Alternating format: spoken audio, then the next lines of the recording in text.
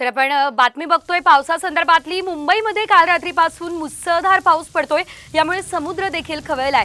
तर समुद्रात उंच लाटा उसळत आहे। प्रशासनाने खबरदारी घेतली आहे। सीफेस आणि जुहू चौपाटीवर येणाऱ्या पर्यटकांना पोलिसांनी अडवलं आहे। तर खबरदारीसाठी चौपाट्यांवर जीवरक्षक तैनात करण्यात आलेले आहेत। 4:30 पर्यंत समुद्राला मोठी भरती असणार आहे, यामुळे चौपाटीवर बॅरिकेड्स देखील लावण्यात आले आहेत।